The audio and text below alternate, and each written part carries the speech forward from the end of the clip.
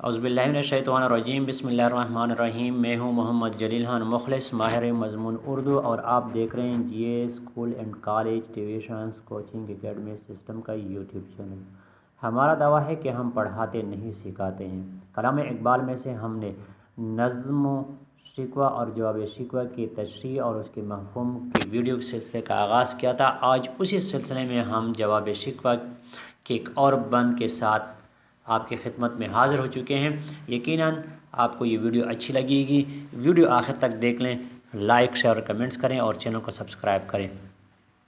تو آئیں ویڈیو شروع کرتے ہیں۔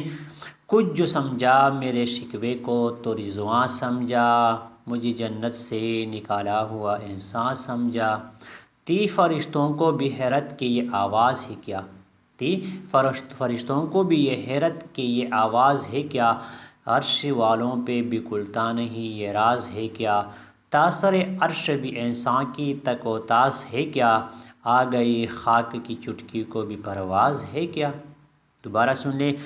کچھ جو سمجھا میرے شکوے کو تو رضواں سمجھا، مجھے جنت سے نکالا ہوا انسان سمجھا۔ تھی فرشتوں کو بھی حیرت کہ یہ آواز ہے کیا، عرش والوں پہ بھی کھلتا نہیں یہ راز ہے کیا، تاثر عرش بھی انسان کی تگ و تاز ہے کیا، آ گئی خاک کی چٹکی کو بھی پرواز ہے کیا۔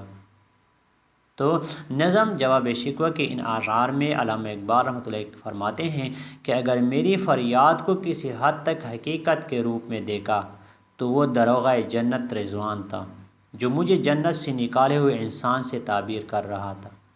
فرشتے اس امر پر حیرت زدہ تھے کہ یہ فریاد کی جو صدا ان تک پہنچ رہی ہے، اس کی نوعیت کیا ہے۔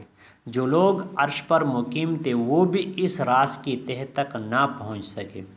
وہ سوچ رہے تھے کہ کیا انسان کی رسائی اب آسمان تک بھی ہو گئی ہے، اور کیا خاک کی مٹی میں وہ صلاحیت پیدا ہو، یہ مٹی ہے یعنی چٹکی بھر مٹی میں جو ہے نا وہ صلاحیت پیدا ہو گئی ہے کہ وہ اس قدر بلندی تک پرواز کر سکے۔